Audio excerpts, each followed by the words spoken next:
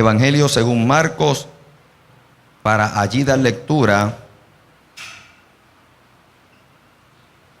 a los versos 41 al 44. Y si usted es tan amable, por favor, se pone de pie para ser reverentes a esta palabra que habrá de ser leída.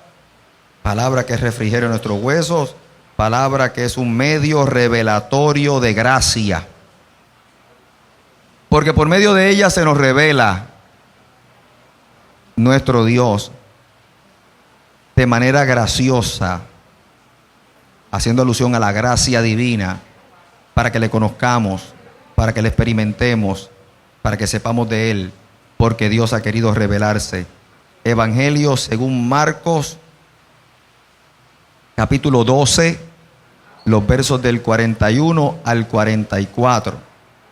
Evangelio de Marcos, capítulo 12, los versos 41 al 44. Y leo en el nombre del Padre, del Hijo y del Espíritu Santo. Estando Jesús sentado delante del arca de la ofrenda, miraba cómo el pueblo echaba dinero en el arca, y muchos ricos echaban mucho. Y vino una viuda pobre y echó 2 blancas, o sea, un cuadrante. Entonces, llamando a sus discípulos, les dijo: de cierto os digo que esta viuda pobre echó más que todos los que han echado en el arca. Porque todos los que han echado de lo que les sobra, porque todos han echado de lo que les sobra, pero esta de su pobreza echó lo que tenía, todo su sustento. Espíritu Santo de Dios, que estás en medio nuestro, entronado en el altar, bendícenos por medio de esta palabra, paséate en medio nuestro, pero pon esta palabra que es viva, que es palabra eficaz. Ponle en nuestros oídos, en nuestra mente, grábala en nuestros corazones para que se traduzca en palabras de bendición y que nosotros podamos responder con obediencia, porque en la obediencia hay bendición para el que cree. Que se traduzca, Señor, en bendición para este pueblo y en bendición para aquellos quienes podamos alcanzar por medio del compartir de la misma. Toda gloria está reservada para Jesucristo, en el nombre del cual oramos, diciendo amén, amén, amén. Se puede sentar. Mis hermanos queridos, déjenme atender esto por aquí un momentito. Esto es un pasaje muy conocido por todos y cada uno de nosotros, y nos habla precisamente de en una ocasión cuando Jesús, luego de estar por calles y aceras ministrando y compartiendo la palabra, también teniendo la necesidad de congregarse, va al santuario, va a la sinagoga. Escuche bien, Jesús está en medio de la asamblea del pueblo congregado, porque también tiene Jesús la necesidad de congregarse. Oye, y qué hermoso es saber, y qué enseñanza más tremenda por parte del ministerio de Jesús, que si bien es cierto que una vez comenzó su ministerio, no paraba de hacer milagros, portentos, de atender las multitudes, de compartir la palabra, esa palabra buena y rica. Y atendía tanto multitudes, como atendía familias, como atendía gente individualmente por el camino. Siempre sacaba también el tiempo, como buen judío, de sentarse en la sinagoga para escuchar la palabra, para congregarse con el resto del pueblo. Así que, oiga, hermanos queridos, Jesús se congregaba. Porque sabía también que en medio de esa congregación estaba también la fiesta de los libertos. Y cuando se reúnen los libertos, hablan de libertad. Hablan de las prisiones que teníamos, pero cómo fueron rotas nuestras cadenas y somos libres hoy por medio de la sangre redentora de Cristo Jesús. Por eso cada vez que nosotros nos congregamos hay una experiencia de alabanza y adoración, de libertad, de jubileo. Y aun cuando podamos estar en lágrimas, es sabiendo que delante de aquel que estamos transforma nuestro lamento en baile. Así que se puede venir, me disculpan, se puede venir delante de la presencia del Señor como estemos, pero delante de su presencia. Y qué bueno que el Señor nos enseña que fue a congregarse. Y en medio de aquella experiencia, al momento del ofertorio, la gente comenzó a echar, como era costumbre, sus ofrendas. Y Jesús toma un momento, aquel momento particular, para dar una enseñanza. Y es que Jesús estaba muy pendiente a lo que estaba pasando en el templo. No es que Jesús estuviera pendiente a lo que estaba haciendo el otro. Es que en medio de esa experiencia comunitaria Jesús estaba pendiente, sus sentidos estaban puestos en lo que estaba ocurriendo en la casa. Déjeme decirle algo, El hecho de que nosotros vengamos a la casa del Señor por costumbre no significa que estemos adorando. El hecho de que nosotros visitemos los templos tampoco significa que se aumente nuestra fe. El hecho de que nosotros vengamos al culto tampoco significa que es nuestra alabanza. Hay gente que ya lo hace hasta por costumbre. Hay gente que ya acostumbra separar los domingos en la mañana para venir al templo. La adoración estriba en cómo se encuentra la actitud de nuestro corazón, de nuestro espíritu. Tenemos que venir con un espíritu postrado, a sabienda de que cuando entremos por los atrios será con acciones de gracia. De que cuando entremos por los atrios del templo, a sabiendas de que voy a encontrarme con los demás hermanos, con el prójimo, con el hermano y con la hermana, venimos también centrados en que todos y cada uno de nosotros venimos a postrarnos delante del altar. Venimos con corazones contritos y humillados, porque esa es la traducción de adoración. Adoración es postrarse, adoración es humillarse. Y cuando usted examina los textos bíblicos, déjeme decirle algo, en ningún sitio en la palabra hay una traducción directa en el hebreo que significa adoración. No la hay. No hay ninguna, ni en el hebreo ni en el griego, ninguna vocablo escritural que se traduzca en adoración. Son diferentes palabras que hablan de una actitud de aquel y aquella que se presenta delante del Señor. Se habla de la actitud del corazón del que se presenta, y como lo describe en la siguiente manera es, allí donde aparece una palabra donde diga adoración, generalmente se está refiriendo a postración. La palabra adoración en el hebreo, los vocablos que se utilizan son vocablos que se refieren a la actitud que asume el siervo cuando reconoce delante de quién está y que ese es su Señor, y asume una postura corporal donde se postra, donde se tira al suelo, donde al menos en esa postración, en ese echarse al suelo, hayan al menos 3 partes del cuerpo tocando el suelo. Eso para que haya conciencia de que tenemos que doblegarnos en el pleno reconocimiento del que está sentado en el trono, de que Dios es nuestro Señor y nosotros somos sus siervos. Porque mire, si yo hiciera esto, ¿cuántas partes de mi cuerpo están tocando el suelo? 2. Las rodillas y la punta de los pies. Pero para que hayan 3, al menos yo tengo entonces que poner o las manos, o la cabeza, o los codos, para que hayan 3 partes de mi cuerpo tocando el suelo. Eso lo que obliga es a que haya una postura donde yo me incline de manera extrema delante de la presencia del Señor. Cuando yo entiendo eso, entonces entiendo de manera más tremenda textos como aquello cuando David estaba orando por su hijo, el hijo que le fallece. Y dice que David se desnudó, se echó ceniza y dice que se acostó en el suelo, porque en aquella experiencia no solamente David quería quedar postrado con 3 partes de su cuerpo tocando el suelo, sino que todo su cuerpo estaba en el suelo. Es decir, es una señal de adoración extrema, de postración extrema.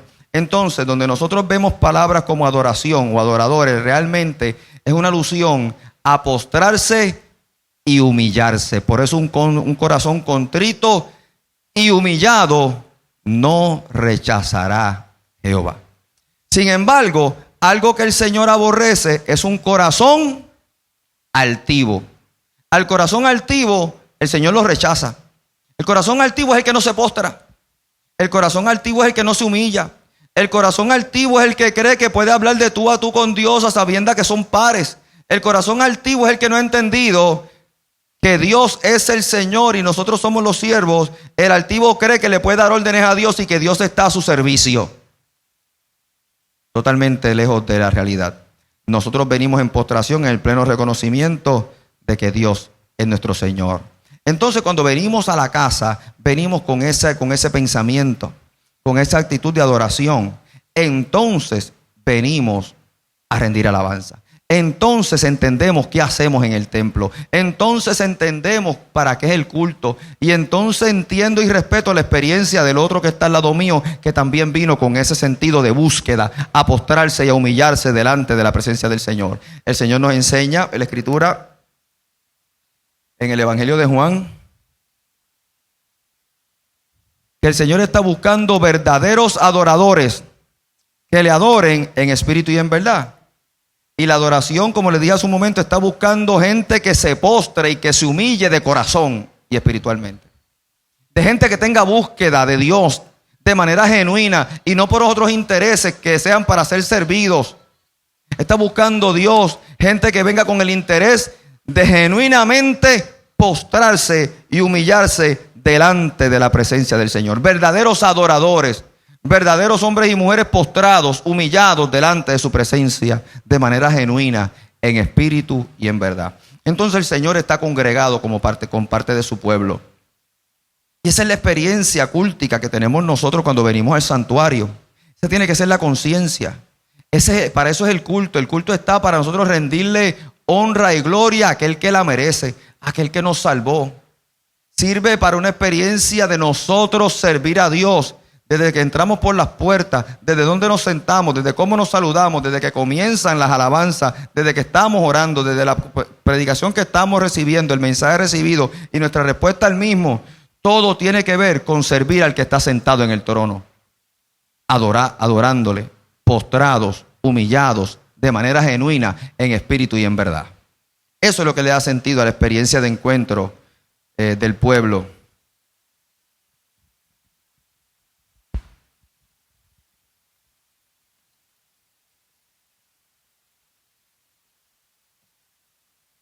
Y Jesús estaba allí, concentrado en lo que pasaba. Ojo, paréntesis para lo siguiente. Si usted viene al templo a participar de la experiencia cúltica y de vez en cuando pues está metido en el celular, a menos que sea para leer la Biblia o para buscar y seguir el tracto de la predicación, o está simplemente haciendo chistes con el prójimo, o está pensando en la oferta o en lo que tiene que comprar por Amazon o por eBay, o en alguna otra cosa, o mirando mucho el reloj porque, ay Dios mío, que este culto que no se acaba, que cómo, que cuándo, que qué.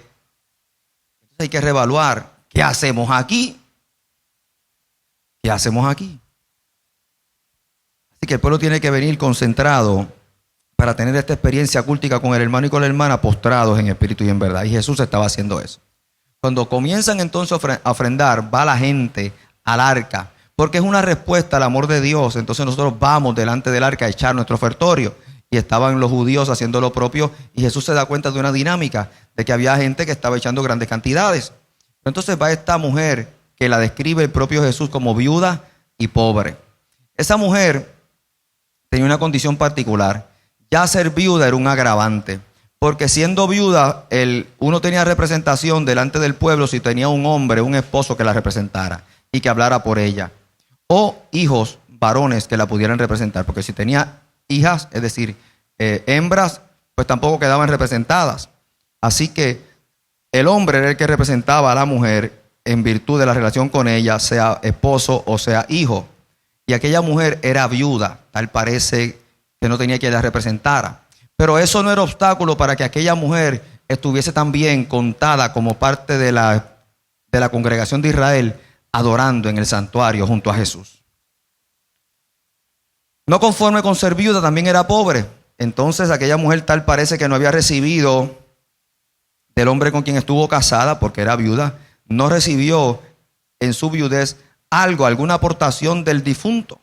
Tal parece que quedó sin nada y era pobre. Entonces eran dos condiciones difíciles para trabajar en la sociedad judía de aquel tiempo. Y aquella mujer quedaba sin representación y sin ingresos. Pero ninguna de las dos situaciones le fue obstáculo para estar en la sinagoga alabando y glorificando a su Dios. Tal parece que aquella mujer sabía que su dependencia estaba enteramente de él. Entonces, con esas condiciones, muy bien pudo haber aquella mujer entrado para decirle al rabino: mira, yo estoy bien mal, yo no he pagado la luz, yo no he pagado el agua, yo no he hecho muchas cosas, yo debo hasta la cota por ahí, yo no tengo para compra.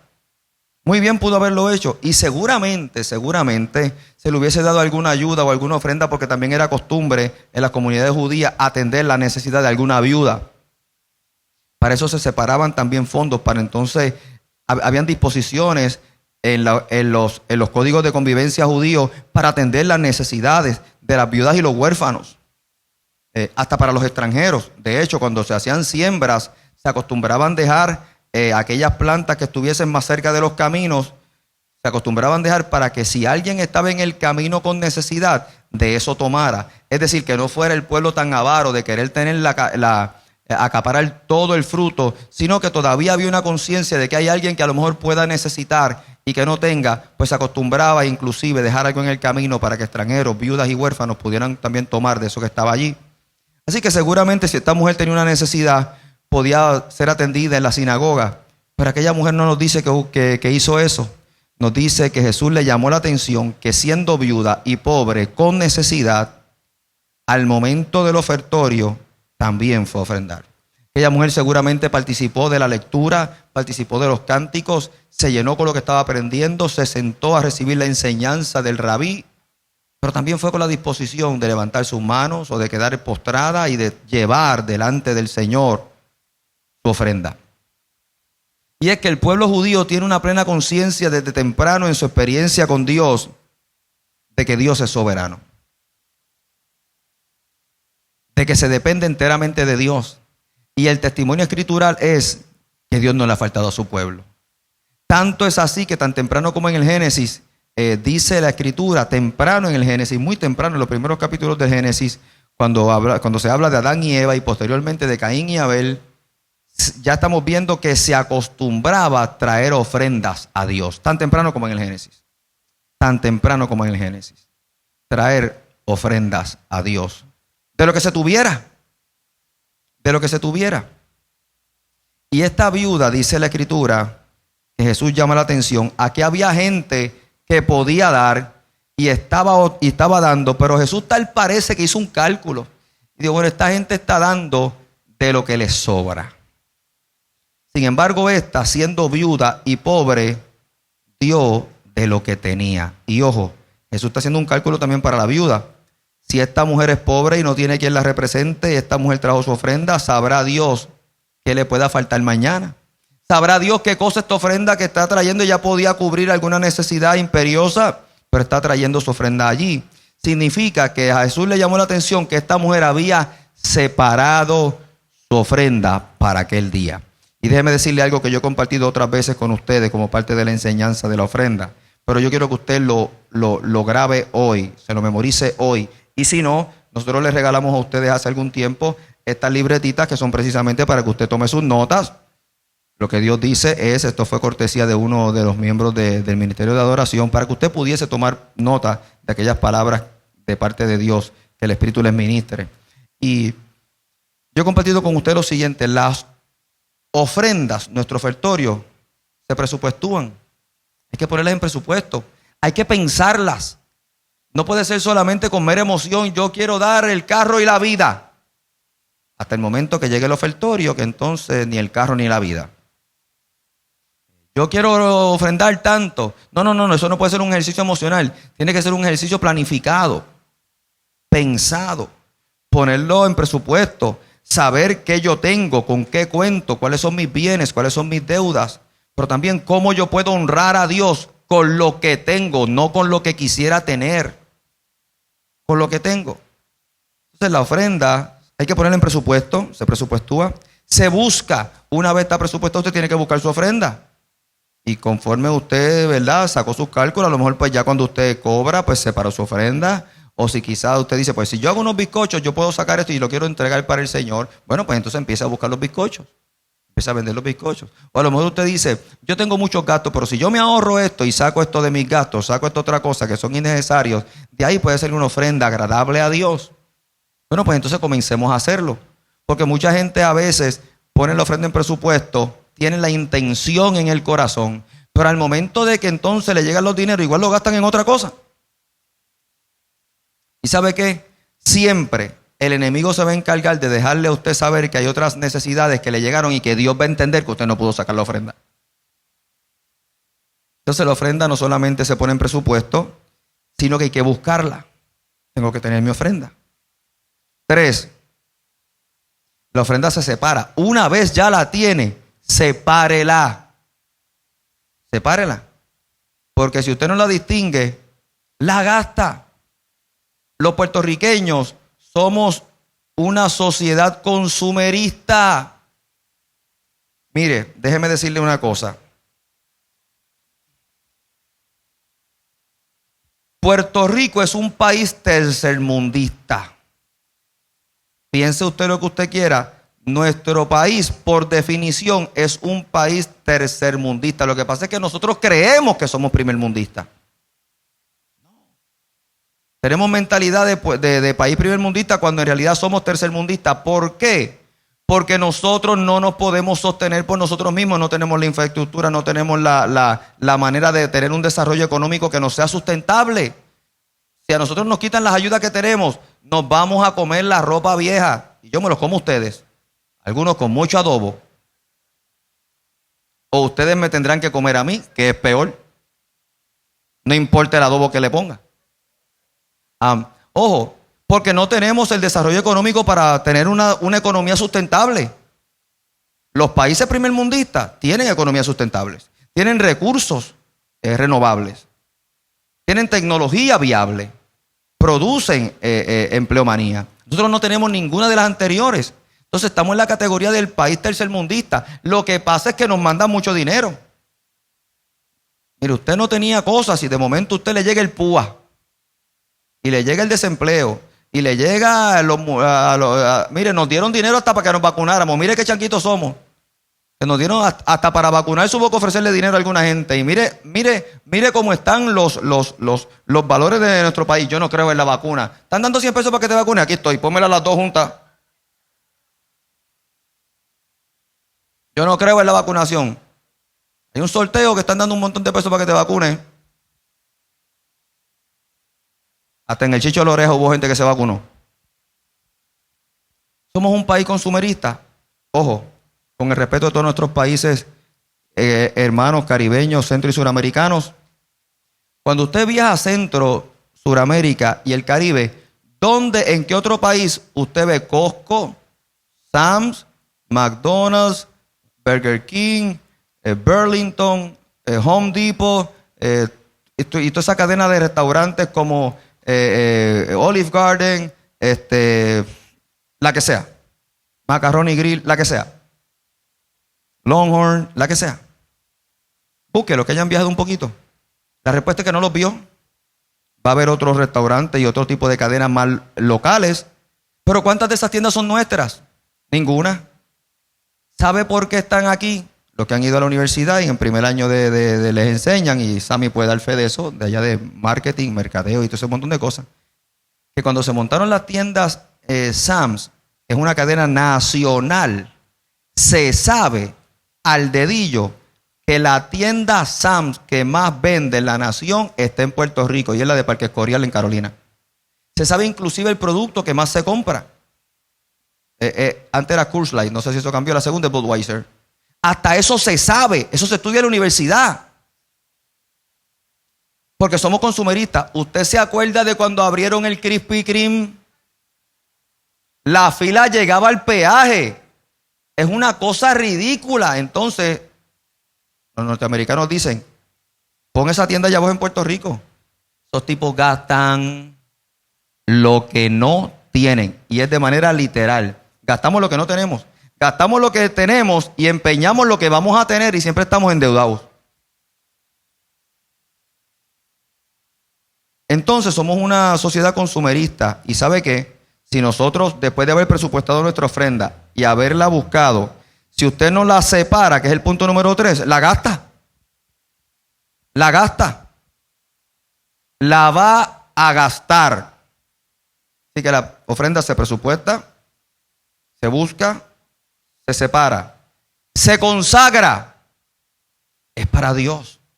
No es cualquier cosa. Se consagra, se dedica. Esto es para el Señor.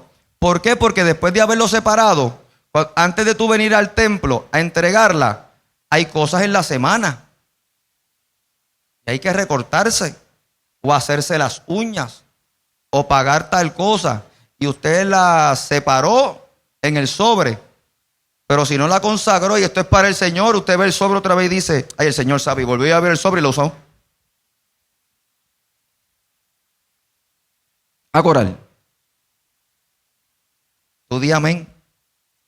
Lo hacemos, hay que consagrarla, hay que dedicarla, esto es para Dios. Entonces, por último, se entrega. Ya presupuestada la ofrenda, buscada la misma, separada la misma y consagrada la misma, hay que venir a entregarla. Y se viene a traer con gozo porque es parte de nuestra alabanza. Y se viene con gozo, así como se entra con acción de gracias, con nuestras oraciones, con nuestras lágrimas, con nuestro júbilo, con nuestro sentido de fiesta, con sentido de adoración extrema. Venimos también con nuestra entrega. Hay gente que va a los templos con las manos vacías, peor aún, con los corazones vacíos, esperando que aquí pase algo que se los llene. Están esperando ese corrientazo eléctrico de que el culto estuvo bien tremendo porque yo sentí una presencia. Bueno, y el día que no sientan nada, ¿fue que el culto no estuvo tan bueno? ¿O fue que tu experiencia no fue tan íntima? ¿Le parece? Y a veces la gente está esperando para responderle al Señor. Escuchan una palabra buena, escuchan una palabra propia y están esperando para poder responder, sentir el centellazo eterno, ese estremecimiento del alma. Están esperando sentir algo para entonces responder. Cuando en la medida que respondamos a la palabra de Dios en obediencia, entonces usted va a experimentar otro montón de cosas. Entonces usted va a sentir otro montón de cosas. Entonces usted va a comenzar a ver otro montón de cosas en su vida. Porque primero está la respuesta del creyente. La fe viene por el oír. La fe no viene por el sentir. ¿Lo escuchó? La fe viene por el oír. No viene por el sentir. La fe viene por el oír. Y el oír la palabra de Dios. Y si esa palabra es buena y es de Dios, yo tengo que decir amén y respondo a ella. Cuando usted responde esa palabra, entonces se abre el cielo y viene el Espíritu Santo y toma control de usted y le va a hacer sentir 7 cosas. O enseñar 7 cosas adicionales. Y va a poner su vida en orden, en perfecto orden divino. Así que hay que venir a entregar la ofrenda como parte de nuestra alabanza. Y así como usted viene con su oración, también viene con su ofrenda. Y déjeme decirle una cosa. Jesús está llamando la atención a la actitud de esta mujer, porque su condición de mujer, viuda y pobre no fue obstáculo para hacer lo que estamos mencionando. De haber presupuestado el ofertorio, de haber buscado el mismo, separado el mismo, consagrado el mismo, y fue entonces a entregarla. No dice que estaba triste, no dice que estaba con quejabanzas, no dice que estaba maltrecha la señora viuda y pobre, fue a entregar su ofrenda. Y déjeme decir una cosa, es que esta mujer entendía lo que era la ofrenda para ella, y nosotros tenemos que entender lo que es la ofrenda para nosotros. La ofrenda es parte de nuestra adoración, es parte de nuestra humillación, es parte de nuestra postración. Se acostumbraba en los reinos ancestrales que cuando alguien iba delante del rey, iba con algún presente, porque es el reconocimiento de quién es aquel. Lo hacían hasta los extranjeros, hasta los reyes de otros pueblos. Cuando enviaban un emisario, enviaban entonces algún presente para ese rey. Oiga, ¿sabe cuál es la mejor muestra que nosotros tenemos bíblicamente de eso? Cuando fueron los sabios de Oriente, emisarios de otro imperio, fueron al pleno reconocimiento del rey que acababa de nacer y llegaron con presentes. Llegaron con las manos llenas y con los corazones también llenos de adoración. Y hay gente que entra con manos vacías y con corazones vacíos también. Así que se acostumbraba que los reinos se fuera con un presente. Mire, quizás a veces hay dinámicas entre alguna gente. Y puedo decir, qué sé yo, que si yo me invita ya Santito, Samari y Marisol a su casa y me invitan a comer, pues quizás yo llevo algún postrecito y todavía algunas guardan ese tipo de experiencia. ¿Por qué llegar con algo en la mano para poder agasajar a aquel que me invita y me abre las puertas de su casa para recibirme? Entonces se lleva algún presente. Eso es una ofrenda. Así que si usted quiere que yo le lleve un cheesecake, lo que tiene que hacer es invitarme a comer. Mire qué sencillo. Y yo le llevo alguna ofrenda. Así que esta mujer estaba consciente del acto que estaba haciendo. Es una alabanza. Toda expresión de nuestra adoración se traduce en una alabanza. De la manera que yo quiero expresar mi postración, eso es una alabanza. De la manera que yo expreso mi adoración, es una alabanza. Toda expresión de adoración es una alabanza. Y ojo, la alabanza se cultiva como una disciplina espiritual. Las disciplinas espirituales son aquellas cosas que nos mantienen, mire, disciplinados, ordenados, en forma para hacerlo. Usted tiene que disciplinarse cuando tiene que tomar medicamentos nuevos. Le dicen, usted tiene que tomarse este medicamento para la presión por la mañana y por la tarde. Y si usted no acostumbraba a hacerlo, ahora tiene que buscar hasta un pill reminder para acordarse de la píldora que se tiene que tomar. Y entonces usted dice, no sé si me la tomé hoy.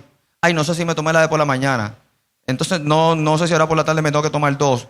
Porque no estamos disciplinados en eso que es nuevo para nosotros. Pero el disciplinarnos nos pone en orden. Y comenzamos a funcionar mejor porque nuestra salud depende de eso. Entonces las disciplinas espirituales nos ordenan. Nos tenemos que ejercitar en ellas para estar bien. Y parte de las disciplinas espirituales está el ayuno. Y nosotros ayunamos y todas estas disciplinas espirituales nos acercan a Dios. Para nuestra salud espiritual, para nuestra salud emocional, para nuestra salud física. Todas las disciplinas espirituales nos acercan a Dios. Pero soy yo el que me tengo que disciplinar, no es Dios. Dios no ayuna, pero nosotros sí, porque nos acercamos a Él por medio del mismo. Dios no ora, pero nosotros sí, porque nos acercamos a Dios por medio de la misma. Dios no tiene momentos de contemplación, pero nosotros sí, porque eso nos acerca a Dios. Entonces las disciplinas espirituales nos ejercitamos en ellas para poder acercarnos a Dios. Y el ayuno es una disciplina espiritual que nos acerca a Dios. ¿Quién dice amén a eso? La oración de igual manera.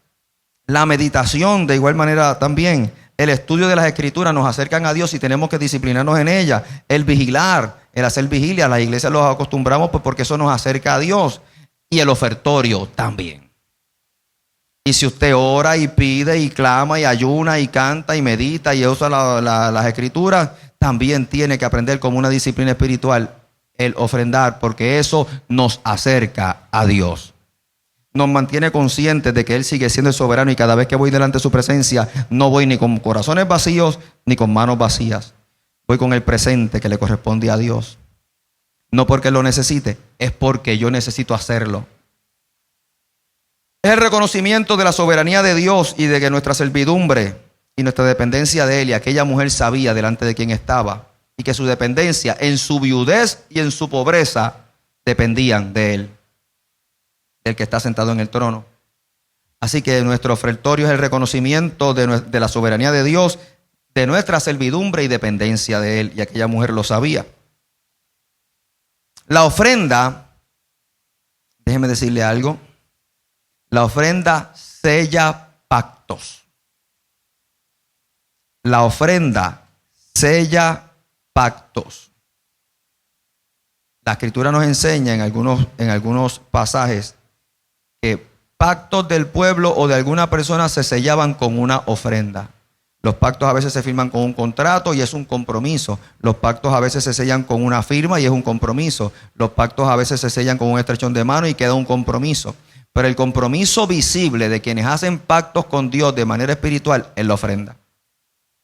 Porque la ofrenda es cuando usted le da la mano a alguien, usted está dando para sellar un compromiso. Cuando usted está firmando, usted está poniendo su firma, su nombre de por medio, de que usted va a respaldar el pacto establecido en un contrato.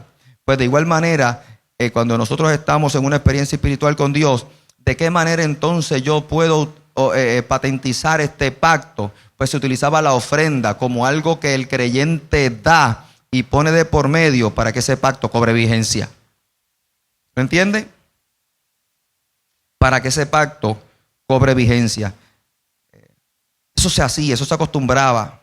Y la ofrenda sella pactos. Es decir, Dios está viendo la actitud del corazón de uno que está buscando una experiencia de parte de Dios, pero está dispuesto a poner, a estrechar su mano para dar algo de sí, a poner su firma, a traer de manera visible algo delante de Dios que le sirva a Dios como pieza de intercambio para decir, aquí está mi parte en este pacto.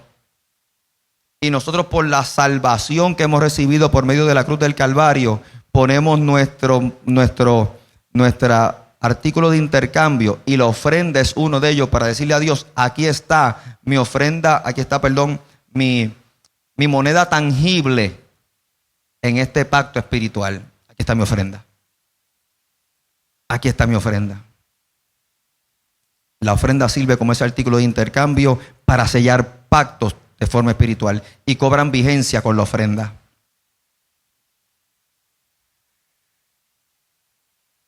La ofrenda sella pactos y funciona como una semilla que se siembra. Ahora, déjeme hacer una declaración aquí.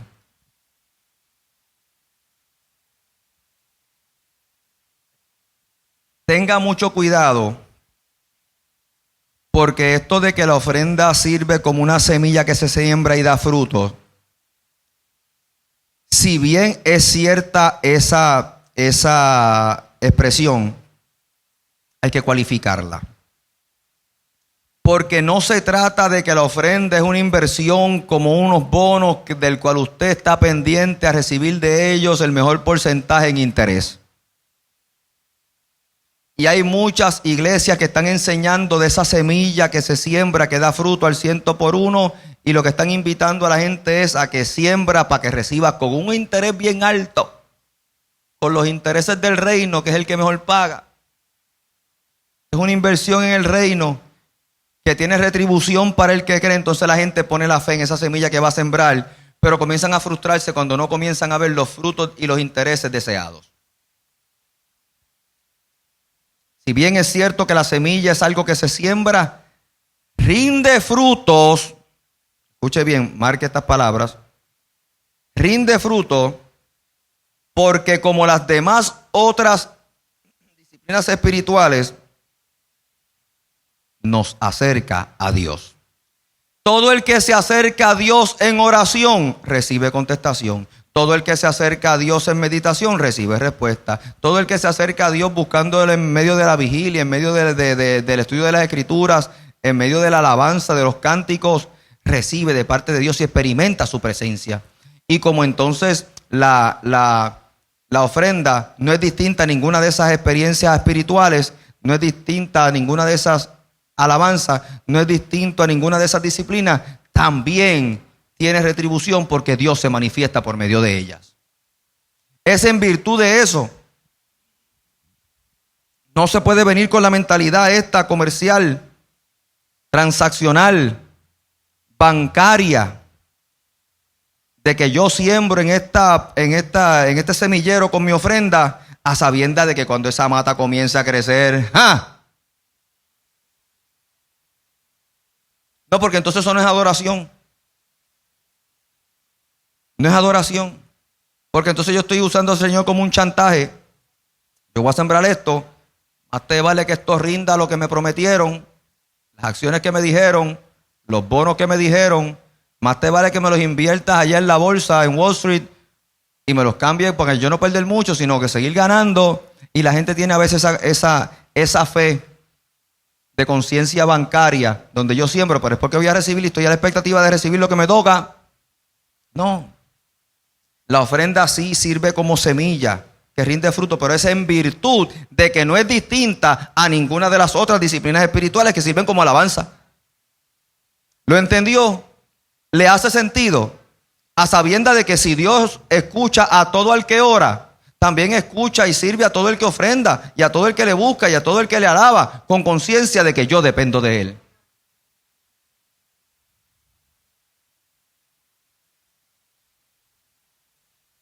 La ofrenda ayuda a la expansión del reino. Y ayuda a la expansión del reino porque a fin de cuentas se traduce en servicio. Escuche bien lo que voy a decir. Escuche bien lo que voy a decir. ¿Está escuchando bien lo que voy a decir? Muy bien. La iglesia no es un banco. El propósito de la ofrenda no es que la iglesia, que la congregación tenga más. No lo es. No lo es. El propósito de nuestra ofrenda en cualquier iglesia no es tener más. La iglesia no es un banco, no es guardar más. El propósito de la ofrenda es poder servir más. Porque sirviendo más se expande el reino. Que sirviendo sobra y guardamos, pero aún lo que se guarda se tiene que traducir en que en su momento podamos seguir sirviendo más. ¿Le parece? Así que la iglesia no es un banco. El reino se expande en tanto y en cuanto sirvamos. Sirvamos. Entonces nuestra ofrenda sirve para la expansión del reino, para poder seguir sirviendo. Y servimos cuando hay que comprar equipo. Mire, la pandemia nos movió como una cosa obligatoria a lo que antes era para algunos un lujo. A lo mejor los medios tecnológicos para alguna gente pues era un lujo. Ahora es una necesidad imperiosa. De hecho, en nuestra iglesia, en nuestra congregación, una vez nos reunimos en la junta y reevaluamos cómo iba a ser la utilización de los fondos en medio de la pandemia. Y tomamos un voto para lo siguiente. Los gastos que vamos a estar haciendo, vamos a recortar unos gastos, pero uno de los gastos que van a ser recurrentes y que vamos a seguir atendiendo son los de la tecnología. ¿Por qué? Porque tenemos una comunidad que es parte nuestra, que si no es por estos medios no lo podemos alcanzar, no le podemos servir. No solamente gente nueva que nos confiere y nos da el privilegio de congregarse con nosotros, seguramente usted es uno de ellos o de ellas, sino gente nuestra que no puede estar aquí por virtud de la pandemia y que no por eso los vamos a dar fuera de la congregación sin adorar. Entonces todavía están allí siendo presentes y haciendo presencia. Y eso es una inversión. Y se expande el reino. Y se expande el reino. Cuando tenemos fondos con los cuales podemos atender alguna necesidad, se expande el reino. ¿Por qué? Porque el reino no solamente se expande cuando otro escucha el evangelio, sino cuando ve la comunidad de fe acompañándole en el camino. Y Jesús predicaba por un lado y hacía milagros por otro. Y yo esta frase la tomé del doctor Samuel Pagán, que decían que la predicación de Jesús y los milagros de Jesús son dos caras de la misma moneda. El servicio, la expansión del reino. Hay que predicar por un lado la palabra que es buena, pero el otro lado de la moneda, que eran los milagros, era la palabra en acción para el que cree. La palabra en acción para el que cree. Y la gente podía escuchar la palabra, pero algunos quedaban absortos viendo los milagros. Los milagros no están dislocados ni separados de la palabra que Jesús predicaba. Son dos caras de la misma moneda. Es el reino expandiéndose. Entonces tenemos que tener, el que adora viene con corazón de servicio, a sabienda de que nosotros que estamos aquí estamos juntitos esta mañana adorando a Dios, pero hay gente allá afuera que necesita a Jesucristo, hay gente que está viviendo sin Dios y sin esperanza y que tenemos que alcanzarlo para que estén aquí también y sean parte del reino y del cuerpo de Cristo, que es la iglesia universal. Así que cada vez que ofrendamos estamos aportando a la expansión del reino, aquí y donde quiera que haya otro creyente o algún misionero. Mire, la ofrenda nuestra para la expansión del reino sostiene misioneros en todo el mundo. De hecho, nuestra iglesia se convirtió en una iglesia misionera y hemos visto de primera mano la necesidad donde hemos ido. Hemos visto de primera mano la necesidad donde hemos ido. Yo les contaba en alguna ocasión, Lisa es testigo de esto. Estábamos en misión y allá encontramos un joven de camino en un camino que son 20 kilómetros para recorrer. 20 kilómetros. Que literalmente, Jorge fue por allí también, literalmente es mejor transitarlos a caballo que en carro. ¿Verdad, Jorge? Es mejor hacerlo a caballo porque las condiciones del terreno son tan tremendas que es preferible hacerlo a caballo que en carro. Íbamos nosotros en aquel jeep a paso de hormiga porque no se puede correr mucho. Y ay, Dios mío, y uno iba brincando en aquel jeep y nos encontramos un muchacho de camino y se le dio pon a aquel muchacho de camino, o botella, como dicen allá en aquel país. Le invitamos a que subiera porque sabíamos que de ahí para arriba, sin haber nada en ningún lado, a los dos lados del camino, eran 20 kilómetros. Y vemos a aquel muchacho como a las 2 y tanto de la tarde para donde iba. Pero déjeme decirle una cosa. Para donde iba a pie, y eran casi las 3 de la tarde, le daban las 6 y todavía no llegaba. Porque aquello era violento. Y le dimos pon. No lo conocíamos, ni el pastor tampoco, pero se hizo un gesto, ¿verdad? Va para allá, pues dale, pon. Y aquel joven nos empezó a explicar, y es un joven estudiante en medicina, él es enfermero, pero se fue allá a otro lugar a estudiar medicina, que es muy distante de su casa, se tiene que quedar por allá, y él solamente viene algunos fines de semana, viene desde allá en carro público para llegar hasta allí, caminar los 20 kilómetros, para entonces ver a su esposa y a su niña recién nacida, para entonces levantarse a las 4 de la mañana para retornar caminando los 20 kilómetros, para buscar quien lo lleve, para retornar para la escuela de medicina y quedarse por allá otra semana más. Yo no sé usted, pero yo dejo hasta la medicina, yo dejo hasta la profesión. Y en medio de aquella experiencia, cuando él nos contó todo eso, sin habernos puesto de acuerdo, yo saqué una ofrenda. Lisa, rápido, que me vio, estaba al lado mío, me dijo: pastor, ¿puedo hacer esto? Y yo, sí. Y allá mi papá, y allá Pablo, y allá hicimos una colecta rápido y reunimos $100. Eso fue rápido, ¿verdad, Lisa? Y nos despedimos de él, y yo le puse al muchacho en la mano: toma, le puse en la mano, y él lo vio y dijo: no, pastor, no. Entonces el otro pastor que estaba con nosotros le dijo: hermano, cójalo, si esta gente lo puso en el corazón, cójalo, ellos son gente buena. Y aquel muchacho comenzó a llorar y a irse por allí, sabrá Dios hasta dónde.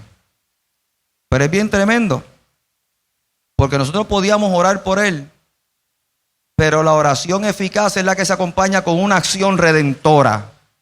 Y aquel muchacho, por mucho que hubiésemos orado, le iba a hacer sentido la necesidad cubierta por gente de Dios. Que ojo, la otra parte de la historia es que él iba a llegar con ese dinero a su casa, pero no tenía dónde cambiarlo, ni dónde gastarlo. Y la esposa tendría que posteriormente caminar los 20 kilómetros para ir a un lugar donde le cambien ese dinero para poder hacer la compra, para poder regresar, para con la moneda de su país ir entonces donde sus hijas. Eso tiene otras ramificaciones. Pero no es solamente con orar, porque la fe de aquel se hacía más tremenda cuando vio que los que hablan de fe y los que hablan de Dios tuvieron a bien moverse para que el reino fuera expandido. Y se llevó un testimonio de la gente de fe. Y oiga, ¿sabe qué? Yo doy gloria a Dios por esta iglesia, porque uno va de misión con sus pasos, o donde no puedan llegar nuestros pasos, van nuestros pesos. Porque Elisa es testigo, Jorge también, posteriormente, de que cuando fuimos con los medicamentos que ustedes pudieron aportar monetariamente para nosotros adquirirlos, había más medicamento en la iglesia donde estábamos que en la farmacia del pueblo. Y Lisa es testigo de eso. Yo llevé a Lisa a la farmacia, ¿verdad, Lisa? Ver los estantes vacíos y los nuestros llenos. Entonces, ¿dónde usted cree que va a ir la gente de la comarca a buscar sanidad? A donde hay. Y eso se hace con la expansión del reino, con la ofrenda que nosotros traemos, porque es el sentido de servicio. Otros necesitan ver a Jesús. ¿Tiene más efecto el que predica o el que da en el nombre de Jesús? El que da en el nombre de aquel que lo envió. Y dar es una predicación. La última vez que yo fui hasta sin Biblia. Predico en cada rincón que me dan, porque cada vez que nos ven: pastor, usted predica aquí por mañana y noche. Y cojo una Biblia prestada. Pero sabe que ya yo no voy a predicar. Sammy sabe. Sammy va sin Biblia. Y quieren a Sammy más que a mí. Sammy no lleva Biblia. Lleva instrumentos de cocinar. Y yo en mi último viaje no llevé Biblia. Porque la intención no es predicar. Porque lo que hacemos en sí mismo y lo que otorgamos es una predicación en sí mismo. Aquel carrito que está allí se llama Macedonio porque Pablo pedía para ofrendas misioneras. Y Pablo buscando dónde entrar para compartir el evangelio. Pablo buscando dónde entrar para compartir el evangelio. Pablo buscando dónde entrar para compartir el evangelio. El Espíritu no lo dejó ir hacia donde él tenía planificado, sino que en un sueño el Espíritu puso a un hombre macedonio diciendo: pasa por aquí y predícanos. Pasa por aquí y haz milagros y portentos. Pasa por aquí y ayúdanos. Entonces Pablo entendió y dijo: si yo voy para allá, no es para hacer milagritos ni muchas predicaciones tremendas. Tengo que ir con algo en la mano para ayudar a los macedonios. Por eso la iglesia del Señor expande el reino con su ofertorio. Y esta mañana yo voy a invitar al ministerio de adoración que esté para acá. Porque nosotros queremos tener una experiencia de fe. Nosotros estamos a punto de, estamos en el mes de octubre, que tradicionalmente las iglesias bautistas de Puerto Rico y las iglesias bautistas norteamericanas es el mes de la misión y las campañas de misiones. Basado en el Evangelio de Juan, la gloria de Dios nos ha sorprendido. Y la gloria de Dios sorprende cuando podemos ir allende los mares donde están otros en necesidad, en el nombre de Jesús, a servir. Y la ofrenda, la mejor forma de servir es levantando la ofrenda misionera, que se habrá de recolectar durante todo el mes de octubre. La ofrenda misionera mundial se reparte entre los misioneros y la región de Puerto Rico lo reparte específicamente entre los misioneros puertorriqueños que están en diferentes partes del mundo. Entre ellos, nosotros trabajamos directamente con nuestra hermana Madeline Flores, que es la misionera encargada de República Dominicana, Haití y Cuba. Y con ella hemos trabajado muchos proyectos de envergadura. Y ella ha visto en nuestra iglesia gente con quien apoyar, gente con quien contar y que apoyan su obra misionera. Usted tiene que ver a Madeline. Madeline es una mujer fajona, una mujer de Dios que sabe, más que predicarle a la gente donde está, servirles. Y tiene que tener conexiones donde abra puertas para poder continuar sirviendo. Nosotros vamos a estar comprometidos en levantar parte de la ofrenda misionera mundial. Vamos a estar comprometidos en oración por nuestros misioneros. Y durante todo este mes vamos a estar orando por todos los misioneros a nivel mundial. Y vamos también a estar promocionando el recogido de ofrendas y de artículos de higiene para que vayan a República Dominicana. Así que queremos que en los cultos posteriores, si usted nos puede traer artículos de higiene, le vamos a hacer llegar alguna listita para que tenga alguna idea, pero comience a traer artículos de higiene para nuestros hermanos dominicanos, sobre todo las mujeres, de higiene personal femenina. Traiga lo que pueda, haga un esfuerzo, porque es vital, porque es fundamental, y queremos utilizar el mes de octubre para eso. Yo te voy a invitar a que estés de pie y que Dios haya tocado tu corazón, porque queremos también en esta mañana manifestar mi compromiso de ofertorio para el próximo año. En algún momento vamos a estar llenando el día de hoy las tarjetas de diezmos y promesas para el próximo año. ¿Por qué? Porque la ofrenda se pone en presupuesto, se busca, se separa, se consagra y se entrega. Y nosotros también responsablemente como Iglesia Bautista de Aguabuena, año tras año hacemos un presupuesto para saber con qué ofrenda contamos y después lo buscamos, que son entre ustedes, para entonces nosotros poder por medio de ella separarla para el servicio, para lo que ha sido consagrada, y poder entonces entregarla de las diferentes maneras que nosotros utilizamos la ofrenda y que se traduce en servicio. Eso lo queremos hacer hoy. Seguramente usted podrá participar en esta mañana de manera presencial y aquí le vamos a atender y a dar las tarjetas, pero probablemente usted está a la distancia y no ha podido estar aquí o no puede estar aquí, pero puede seguir siendo parte de esto. Y usted que no quizás va a recibir la tarjeta que nosotros estamos a punto de dar, puede manifestar también su deseo de ofrendar y comprometerse para el año 2022 llamando a nuestra oficina. Nuestro número de teléfono aparece en la página de Facebook y si no es el 787-732-2311. 787-732-2311. Y usted puede llamar y decirnos: mire pastor, mire secretaria, yo quiero manifestar mi deseo de ofrenda para el próximo año, mi compromiso, y allá le tomaremos la nota y le podemos enviar hasta los sobres. Pero también en esta atención que queremos hacer, usted no solamente podrá pedir sus sobres, sino que también, si no le interesan los sobres, nos puede expresar si lo quiere hacer por PayPal o por ATH móvil. Y tú puedes ser parte de esta experiencia. La distancia ya no es obstáculo. Como no fue obstáculo la condición de aquella mujer pobre para ir al templo a adorar y entregar la suya. Así que queremos los que estamos aquí, juntamente contigo que estás allá, que nos unamos todos en un mismo corazón para seguir sirviendo. Y Dios habrá de bendecirte, no porque esto sea los intereses de la inversión hecha, porque Dios atiende todo sacrificio de alabanza. Dios no es sordo a la petición de un pueblo. Y con esto en mente nosotros vamos a cantar para afirmar nuestro corazón, porque en algún momento ya después de esta alabanza vamos a entregar las tarjetas, pero queremos que tú donde estés allá también prestes oído a lo que te está diciendo el Espíritu y te comprometas con nosotros. Nos puedes llamar, nos puedes escribir también por ahí y te lo haremos llegar. Venga, decimos.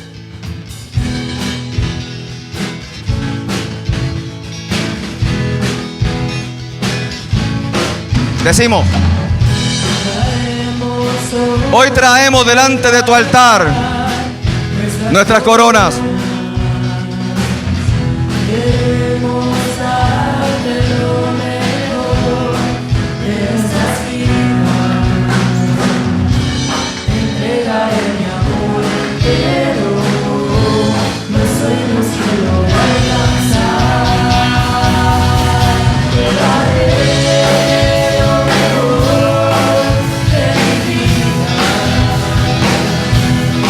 Te daré.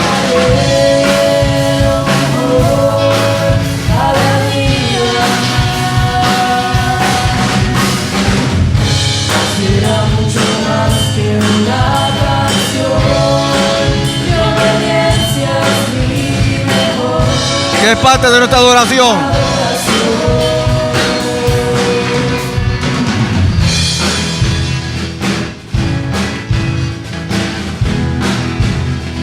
Decimos.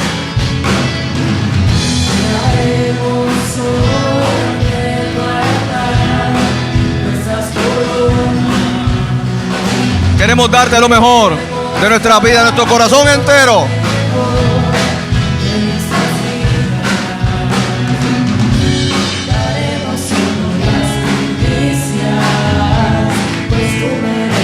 Venga.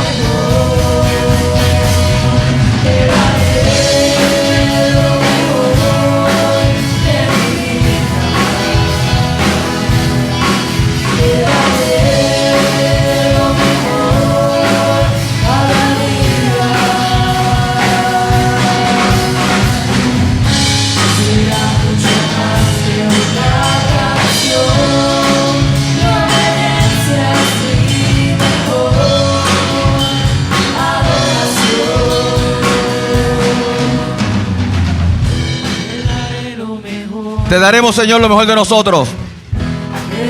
Te daremos, Señor, lo mejor de nosotros. Te daremos, Señor, lo mejor de nosotros. Oiga, denle un aplauso al Señor, que es bueno. Y nosotros le adoramos, nos postramos, nos humillamos en espíritu y en verdad. Nos despedimos de aquellos que están en internet. Recuerda que te puedes comunicar con nosotros y ser parte de esta gran experiencia.